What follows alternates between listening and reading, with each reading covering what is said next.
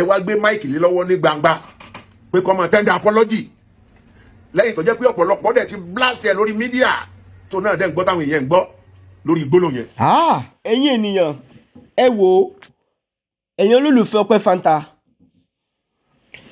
ọ̀rọ̀ kàyéfì mọ̀ ti gbé wa odidi àfáà kan jáde ó ní ó bá àwọn mùsùlùmí wí ó nítorí pé K1 ó sọ pé àwọn àfáà wọ́n ṣẹnu gọ̀ǹgọ̀ síta ìtorí ẹ̀ gbogbo àfáà gbogbo ìlú Nàìjíríà gbogbo wọn jáde pé K1 èèyàn burúkú ni nǹkan bábá ló ṣe èèyàn tí ó ṣe èèyàn dáadáa ní K1 èèyàn burúkú ní K1 ó nígbà ilẹ̀ máa ń ra àwọn àfáà míì tán máa gbẹnu jáde àwọn àfáà tètè ẹ̀dá mọ̀ tẹ́ ẹ̀ mọ̀ ibi tán ti wá ẹ wo ẹ má jẹ́ kí n sọ̀rọ̀ jù ẹ wá gbọ́ nǹkan táfà yìí sọ ó sọ̀rọ̀ sí ọ̀pọ̀lọpọ̀ àfáà ẹ wá nǹkan kẹ́ fìdílé kẹ́ wá gbọ́ nǹkan tí àfáà yìí sọ ẹ má gbàgbé láti subscribe sí channel mi Ọpẹ́ Fanta. ẹ̀yin ọmọ ìyá tiwa ẹ̀yin èèyàn wa ẹ̀yin mùsùlùmí mo kí yín o gbogbo ẹ̀yin ọ̀jọ̀gbọ́n ọlọ́gbọ́n onílàákàyè gbogbo yín ni mo kí. mo ní ìbéèrè kan ẹ jọ̀ọ́ sà ẹ jọ̀ọ́ mà mùsùlùmí à ń pè ẹ̀sìn ẹni ẹ̀sìn àlàáfíà bọ́tí ọ̀pọ̀ gbà tí kéèsì kan bá ṣẹlẹ̀ tí wàhálà kan bá ṣẹlẹ̀ a rí pé a kì í lo àlàáfíà láti treat ẹ̀ kí ló dé. Number 2 èpè ìbínú ọ̀rọ̀ òdì ó ṣe jẹ́ la fi máa ń yanjú nǹkan ṣé ẹni tẹ́ǹtẹ̀lé àbí ẹ̀kọ́ Islam kò tiẹ̀ yọ̀ǹda sùúrù rárá ni bóyá ìdáhùn lè wà fún béèrè yẹn lórí ọ̀rọ̀ K1 the ultimate Alhaji Wasiu Ayinde ṣé kí ìtúnṣe mùsùlùmí mọ́ ni bẹ́ẹ̀ ṣe ẹ̀ta ta lọ́lọ́run nù wọ́n padà dóníṣẹ̀ṣe Adéwálé Àyùbá ó láwọn nǹkan tó là kọjá ó padà di pásítọ̀ ní Christendom ṣé ẹ má bínú mi ò mọ̀ báwo lẹ́yìn ṣe ń rí sí tí gbogbo ẹ̀ fi máa ń gbóná kankan ẹ lọ wo gbogbo àwọn èèyàn tó ti jáde kó nu mùsùlùmí. Alright ẹ jẹ́ padà sórí ọ̀rọ̀ Ganu tàbí Gara ìsí Ganu ọ̀ Gara sí Gara ni àbí Ganu. mo fẹ́ kẹ́kọ̀ọ́ kíyèsí kìnnì kan wípé gbàrà tí a wọnú ọdún yìí pàápàá nígbà tí ìyá kọ àwọn àǹkúrò ẹ má jẹ́ àgbàgbé wípé nẹ́tíwọ̀kì Alhaji Wasiu Ayinde kò tan green red ló tan ó tan red nínú ọdún yìí bẹ́ẹ̀ gbà tí yẹ kú ni o bẹ́ẹ̀ àwọn kankan ṣẹlẹ̀ o red ló tàn kalẹ̀ ṣẹ́ gbàgbé kó tó kan tọ̀dọ̀ yín òun pẹ̀lú ààrẹ Bọ́lá Ahmed Tinubu ẹ gbọ́ conversation àwọn àwọn ẹgbọ́ bó ṣe ń answer lórí ọ̀rọ̀ kú ìyá yẹn ó tó wá kan tẹ̀yìn alálàáfà mo bá wá pè yín sáwọn àkíyèsí kan o.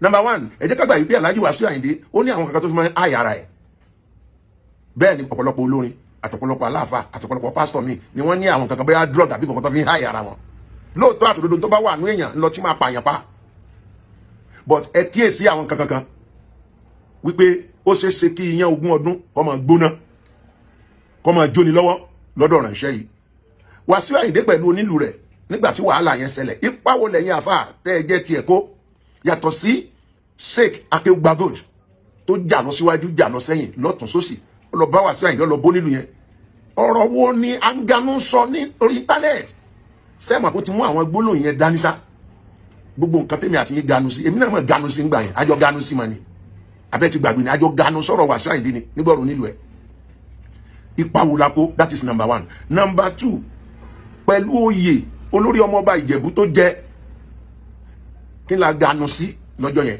lákòókò yẹn alo ti dẹ́lẹ́bọ̀ ti jáde kó nu Islam kò sí nǹkan tó máa ṣe tẹ́ máa débẹ̀ mọ́ ó di méjì. Number 3 ó fẹ́ yàwó kékeré kan gbà kan tí wọ́n ní isu ọ̀pọ̀lọpọ̀ bọ́ sórí mídíà Ganu sí. Number 4 cameraman kan ní pati Alhaji Wasiu Ayinde bínú fún ní ìgbàrí àbí gbàtí ni gbogbo wa la Ganu sí oríṣiríṣi àwọn àṣìṣe ẹ̀ la Ganu sí ìyẹ́ ẹ̀ wá kú bóyá ó ti mark ojú ọ̀pọ̀lọpọ̀ wa tá a sọ̀rọ̀ sí lọ́jọ́ yẹn àwọn adébẹ̀ àkọ́kọ́ nìyẹn bóyá ìyẹn 20 ọdún gbóná nínú rẹ̀. ẹlẹ́ẹ̀kejì ni wípé ẹ kíyèsí àwọn nǹkan kankan lótìtọ́ àti òdodo. Wasiu Ayinde lójú wa ẹ lè rò pé kò gbọ́n tàbí kò mọ̀rọ̀ sọ, ẹ má jẹ́ ká rò bẹ́ẹ̀ rárá o. ẹ gbọ́ bó ṣe gbé ọ̀rọ̀ kalẹ̀. Àáfàá lẹni tó pè wọlé tó ń bá sọ̀rọ̀ yẹn, ẹ rí tẹ̀sùbá lọ́wọ́ rẹ̀ tí ó bá ń sàfà yóò jẹ́ mùsùlùmí. wọ́n jọ ń jókòó gbèrò báwo ni program ṣe máa lọ. àwọn tó ju ẹni yẹn lọ wọ́n wà níta tí wọ́n jókòó síbẹ̀. Ọlọ́run ló mọ iye wákàtí àbọ̀jọ́ àbígbà tí wọ́n ti dé sí ìta níbẹ̀. Kẹ́ni yẹn tó pè wọlé pé báwo ni program ṣe máa lọ. Nínú ẹ̀ ni gbólóhùn yẹn ti jáde wípé ilé bàbá mi ní Pọ̀tẹ́ wà ń bẹ̀, àwọn àáfàá àwọn ò lọ síbẹ̀. Ó sọ wíire o, tí ò bá jẹ́ owó rẹ̀ lẹ́tẹ̀bàtì, ìyá ẹ̀ ló kú, òun ti dẹlẹ́bọ, tàbá àti foríjìn àti wẹ̀ padà sínú Islam anyhow. Bí ṣe wá wù kó lè rí sípò yẹ kẹ́ ẹ kẹ́sẹ̀ délé ibi tí ìyá yẹn ṣe ìyàwó sí. Wasiu Ayinde kọ́ ló fẹ́, ọmọ ló jẹ́ fún o. Wasiu Ayinde lẹ́gbọ̀n lábúrò lẹ́bí, kò sínú àwọn àfáà àtẹ̀sọ tó yá aláàjì àwọn olẹ́yìn àtẹ̀lé wa, àwọn ilé ibo ní ká lọ ṣàdúrà fún wọn náà ká bá wọn dárò. Àti kí aláàjì Wasiu Ayinde tán àti jókòó àwọn béèrè báwo ni program ṣe máa lọ. Ó wá láti sọ wípé tó bí program ṣe máa lọ ni àwọn àfáà tí wọ́n dé látàárọ̀ wọ́n ganu sí ọ̀dọ̀ òun bí ibi tó yẹ kán lọ lọ́kùn lósì. Gbólóhùn yẹn ọ̀dá ní ganu yẹn, ṣùgbọ́n ẹ má jẹ́ àgbàgbé yóò ní nǹkan tó fi ń háyè ara rẹ̀. Bọ̀dẹ̀ sí tọ́mọ eléré máa sọ ara ni wọ́n ń dá lójú ara wọn.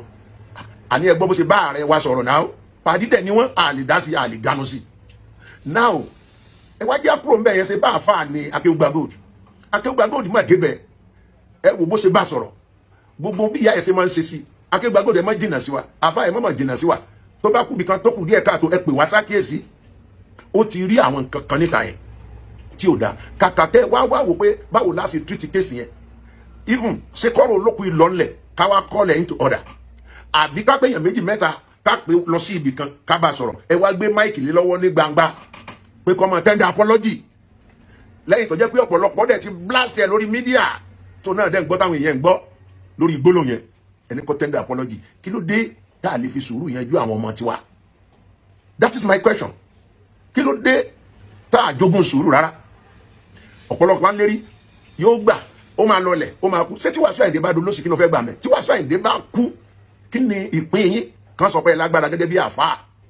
Ìyẹn kì í ṣe tí Ọlọ́run fọwọ́ sí, kì í ṣe Ọlọ́run Jèhófà ni mò ń sọ, kò fọwọ́ sí. Yóò dára fún gbogbo wa. Ẹ bá mi pín, ẹ jẹ́ akọ́gbọ́n bẹ̀. Ó lè ṣẹlẹ̀ sáwà Kristẹni náà, ó lè ṣẹlẹ̀ sóníṣẹ̀ṣe, ẹ jẹ́ akọ́gbọ́n bẹ̀. Ẹ jẹ́ àmọ̀ bá ṣe handle case. Ẹ jẹ́ àmọ̀ bá ṣe handle case pẹ̀lú ẹ̀sìn olórí